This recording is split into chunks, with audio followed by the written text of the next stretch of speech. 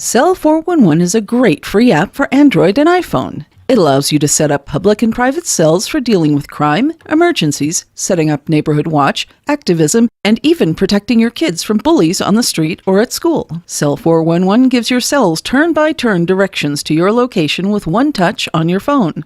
There is also a Bluetooth panic button available that can be worn on your wrist, belt, or around your neck. Cell 411 has real-time chat for each alert so you can discuss the incident with family or friends in real-time video streaming. The video is stored on Cell 411's servers so your evidence cannot be deleted if your phone is taken or destroyed. Cell 411 has decentralized ride-sharing that allows for payment in any form: crypto, barter, silver, cash, etc. Cell 411 does not take a cut of your fare. Get Cell 411 free on Google Play and the iTunes Store, or go to getcell411.com. That's getcell411.com.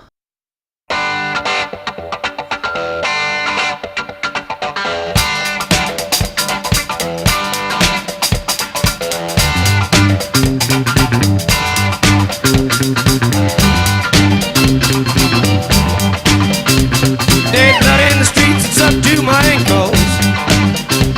Feet flat in the streets, it's up to my knees. Feet flat in the street, the town of Chicago. Feet flat on the rise, it's following me. Hello, everybody, and welcome to another edition of Abolitionist Abstractions.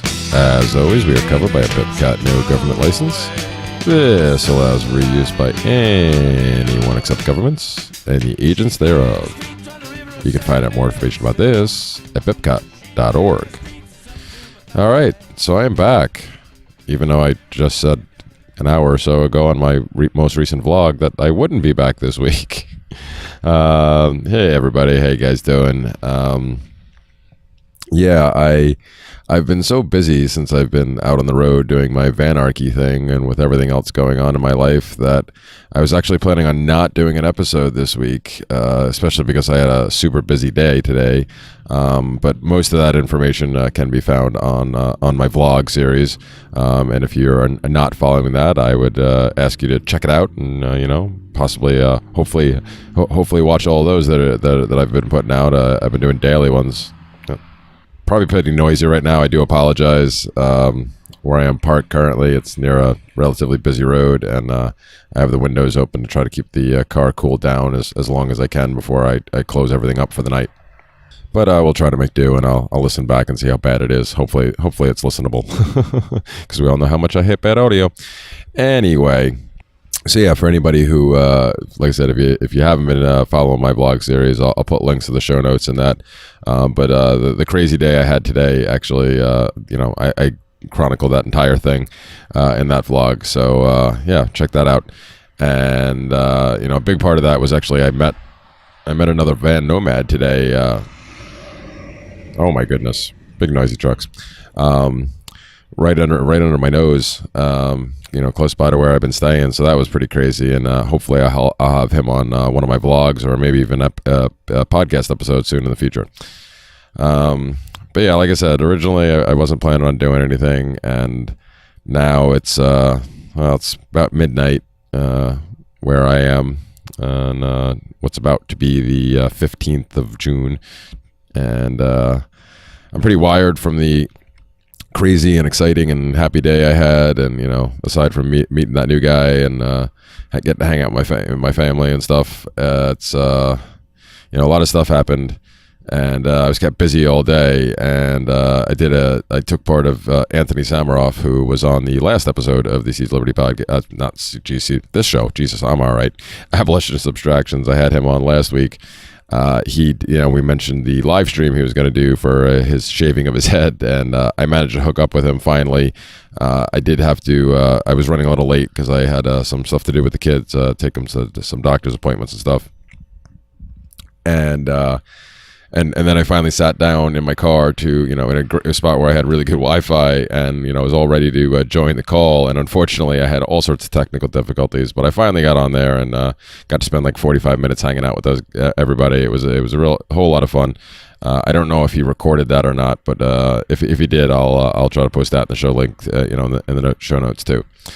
But after all that, and after finally getting my vlog posted, even though I'm parked where I have really good Wi-Fi, for some reason DTube was being screwy, so it took me a little while. And originally I had planned on getting some reading and possibly some of the proofreading and editing on my friend Shane Radliff's new book that he's about to come out with, that I had told him I would try to get done before the Midwest Peace and Liberty Fest next week. That that was my plan, but since I'm so wired and it took me all that time to finally get the stupid thing posted, I figured, you know what, I might as well just record a show anyway. I mean, I recorded a Freedom Fiends episode this morning with Michael W. Dean. That was a lot of fun. About like 8 a.m. I think we started recording because he was up early. So I said, I'm up. The kids aren't going to be around for a little while, and I got good Wi-Fi, so let's try this. So we did that. That was fun, and obviously, I just got finished recording my vlog a little while ago, but like I said, I'm still wired. And one of the things that happened today, the more I thought about it, I was like, well, this kind of fits in with, a lot of the stuff I talk about anyway, and hating on government and whatnot. So I figured I could touch on this at least a little bit more than I did in the vlog. But part of my day today was stopping at the local USPS, the good old United States Postal Service, because I had been in there about a week or so ago and put a request in for them to hold my mail because I had never set up a forwarding address. And as I talk a lot about my vlog series, and I believe I mentioned on this show before, I am making use of a company that has the website's yourbestaddress.com, and they offer mail services and also a driver's license and residency set up in the state of South Dakota. A lot of RVers and people like that make use of this because you can set all these things up and never actually have to live in the state of South Dakota and still maintain your residency, everything. And I had started that process by getting the address there, but I never bothered to I didn't set up the forwarding yet, only because there was a lot of stuff, a lot of junk mail and crap that I didn't even really want to bother to get forwarded. And I was also, some people I really don't want to deal with. So I figured if I didn't have a forwarding address, it'd be easier.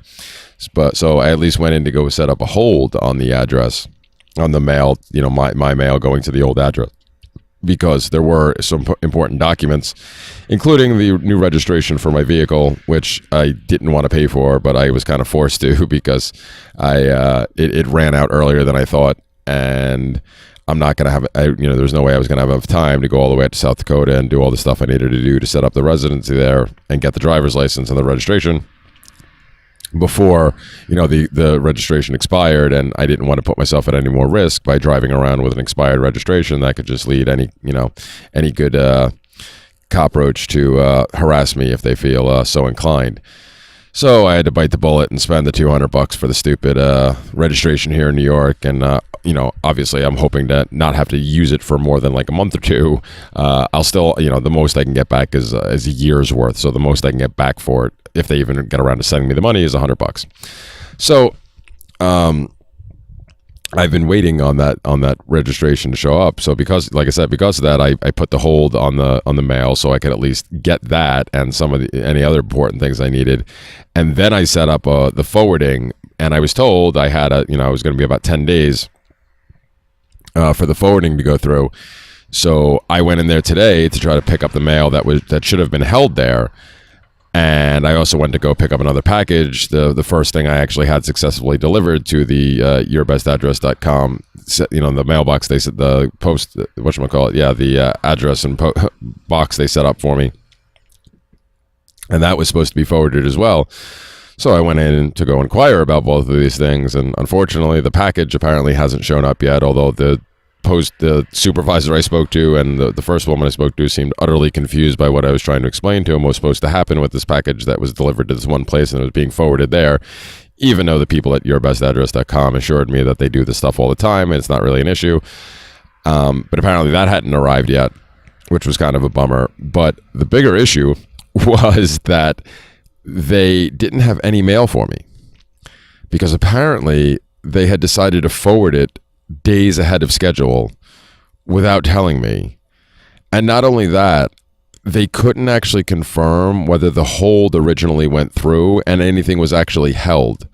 So there's a decent chance that some of my mail, or at least a chunk of my mail, has been going to my old address, which, you know, my the people who bought the house may very well just be tossing it in the garbage. Who knows? And whatever else wasn't sent there has now been forwarded to South Dakota. And because it's been forwarded to South Dakota, obviously I have to wait for a few days for it to show up there. And then because of the digital mail service that I signed up for, I'll be able to view online what's there and pick and choose what I want sent to me and what I want just thrown out, destroyed, shredded, whatever. But in order to make use of the yourbestaddress.com service, I have to pay the postage on the shipping from them to wherever I want them to ship it to. So, because of the USPS's screw up, and like I said, it's one thing to send it early, which was a pain in the butt enough, but to not actually even know if they bothered to put the hold through in the first place, like, I have to pay for it. I'm going to have to pay to fix this problem because the USPS, of course, is not responsible for their own idiocy. And I mean, obviously, I have a lot of issues with the USPS. Because, well, I have a problem with any monopolized service that's actually government or quasi-government because they get their funding from the government or whatever. And the USPS, I guess, falls in some weird category, even though they originally made it so, quote unquote, legally that the USPS was the only one who was allowed to do some of these services because they knocked out people like poor Lysander Spooner, who had the American Letter Mail Company and was kicking crap out of the Postal Service back in the day, and then they shut it down and made the monopoly. It's still supposed to be technically like, that they click, private entity, kind of like the Fed, it's private, but not really. It's, completely fascistic and whatnot. But yeah, so government agencies like this, obviously this has happened to me a bunch over the past year, where just screw ups and just, big FUs from government, whether it's state, local, or federal, continue to occur. And I'm the only one who has to pay. Overall, I mean, like I said, it's happened to me a bunch, obviously, but, this is just something that happens to everybody because, yeah, most of the time when any government agency makes a mistake, you still end up being responsible for it. And, it's just such a pain in the ass. I mean, it was bad enough when I dealt with all this stuff with my house, trying to sell my house and the crap I've been going through with the legal system and just being, even the house stuff, even with the permits and everything, and just being like constantly screwed over and then being told, well, yeah, you got to pay more money, you got to do this or you got to do that. Just the whole idea of, this just another example. This is just another example, rather, of complete government ineptitude and what the problem with forced monopolies is. And it almost put it could have put a damper on what was actually a really great day for me. Again, if you've been following the vlog, I've been having some up and down days as of late. Because it's been a bit of a struggle not necessarily being out here, but things with the family are been kind of strained because they went away for a little while, kind of on short notice, and so I was kind of missing them, and then mad at my wife for for taking off in the first place, and now things are getting better, and everything else that happened today, including meeting that guy this morning, where it was fantastic. So government almost got me down, but I just couldn't let it today. It was just everything else was so great. Tomorrow I may not feel the same, unfortunately, because now not only do I have to, as originally planned, go to the local traffic court to take care of things with my license, that apparently I was told the only way I can take care of it is to come in there and pay one $100 fine or something that apparently I thought I had paid years ago, but apparently they claim I never did, and I don't have the checkbook anymore and the accounts and whatever. It would just be more hassle than not to actually try to track it down because the issues I've had with my former bank. So it's just easier to pay the $100. But then in order to proceed past that, then I actually have to go sit in the courtroom and wait to be called because it's first come first serve, basically, and then see what deal can be worked out for some other tickets I have. One of them I remember was a seatbelt ticket from years ago that I think I refused to pay based on the fact that I had a conversation with the officer at the time. After he wrote me the ticket, asking him what the justification was for giving me a seatbelt ticket, basically saying, where's the victim here? I'm just kind of curious. And, he gave me this whole spiel about, well, if I was to get ejected from my car and if I hit somebody else, then obviously, I would have injured somebody. I'm like, and when I pointed out to him that what he was doing was describing stuff like Minority Report, the whole thought crime thing, he actually paused and walked away saying he needed to think more about what I said. And just based on the fact that I was so it was insane, $200 something for a seatbelt, which again, there's no victim involved whatsoever. I was just like, yeah, I'm not dealing with this. So I knew I probably have to pay that one to clear all this stuff up. But there's another one that I honestly don't remember occurring at all. So again, the only way they'll let me deal with it is to go in the court and, basically let's play make a deal, because that's what they love to do there over the local traffic court.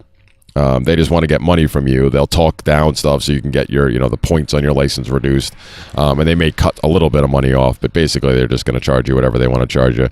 So not only do I have to do that now, tomorrow, like I said, which was planned and I wasn't really looking forward to, I'm also probably going to have to go to the DMV, even though I took care of the registration online and everything should have been fine, because the temporary registration that they gave me runs out in another couple of days, and there's no way in hell I'm going to get the registration, which is most likely on its way to South Dakota, back here before that happens. My only recourse is most likely going to be go in and try to get one printed up there. So now I have to add that to my list tomorrow, which means, number one, I'm going to be spending the most, if not all of the day with government, which of course is never good. But also, because I have to spend the whole day with government, I'm not going to get to see the kids and wife. I may see them a little bit, and hopefully I'll get to see them for dinner or something. But yeah, not anywhere near as long as I would like to, because I have to do all this stupid crap. And they're actually going to have to take Murder Dog too for the day, just because I'm not going to leave her in the car and all these different parking lots and stuff. Especially when I don't know ahead what the weather's going to be, and because I don't know how long I'm going to be in these different, like in the court building, for example, or at the DMV. Since I have no idea, I'm not going to put her through that. So yeah, that kind of sucks on all levels. And like I said, tomorrow may not be as good of a day as today was. It'd be kind of hard to top, because today was kind of great all the way through, with the exception of finding out about the news about government.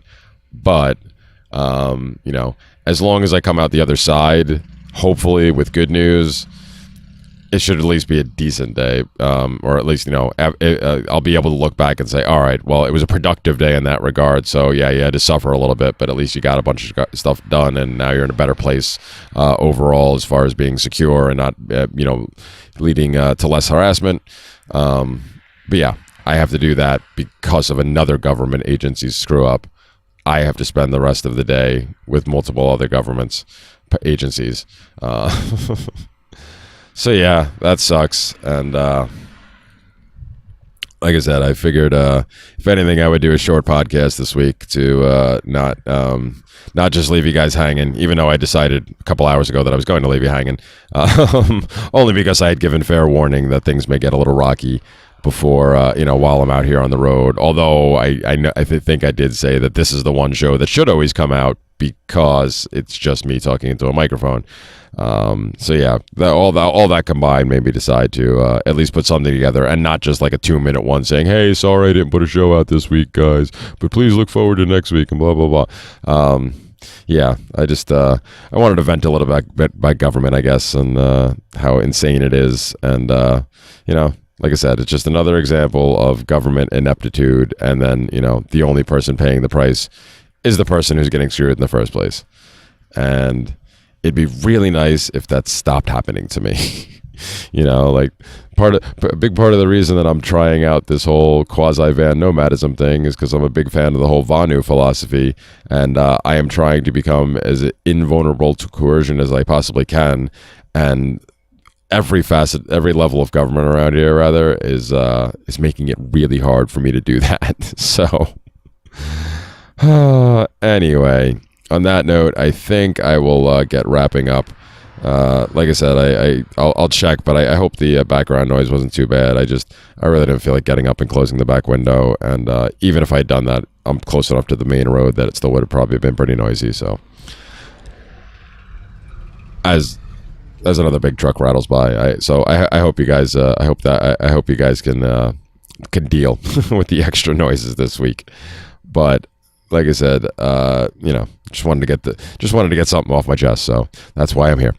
Anyway, so next week I am looking forward to the Midwest Peace and Liberty Fest. Obviously, since I'm recording this now and I will put it out tomorrow morning, there's still time, so I will put Lou's commercial at the beginning of this, mostly, or the end. So you'll have heard it at one point or another, and I'll put the links in the show notes. And once again, if you are anywhere near or can get near Delton, Michigan next week, it starts on the 21st, runs through the 25th, but anytime during that time, if you can get over that way, come on down and hang out and say hello. And let me know, especially if we've only talked online or whatever, and I wouldn't recognize you necessarily because you're somebody like me who has weird pictures all the time up as your profile picture. Introduce yourself, and let's have some fun because I'm definitely looking forward to it. And once again, I hope this year will be.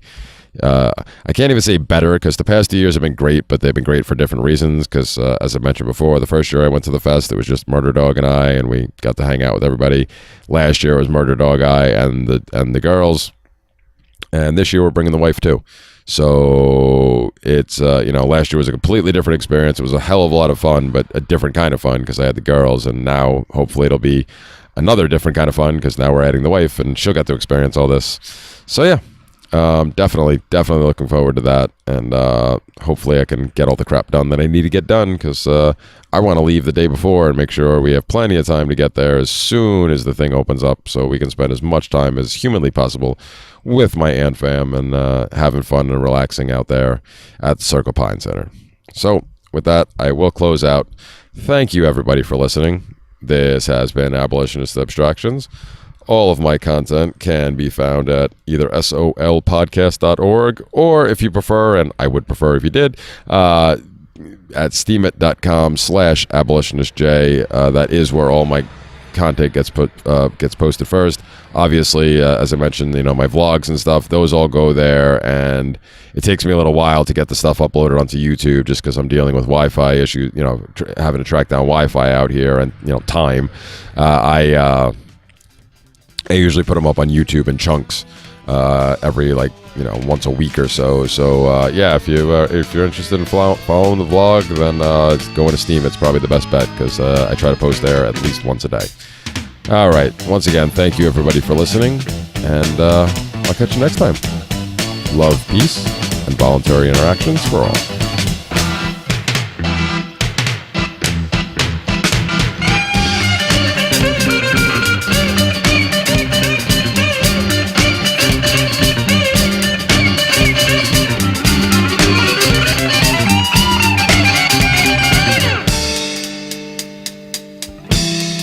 Indians scattered on dawn's highway bleeding. Ghosts crowd the young child's fragile eggshell mind. The 6th Annual Midwest Peace and Liberty Fest will be held at the Circle Pine Center in Delton, Michigan, just outside of Kalamazoo, from Thursday, June 21st through Monday, June 25th. There will be all sorts of activities in a family and adult-friendly environment. Scheduled speakers include Dana Martin, Brett Venat, Prof. CJ, and Scott Horton. Round up your friends and family members and get them registered today at mplfest.org. That's Mike, Papa, Lima, Fest.org. Dogs welcome, longer leashes recommended.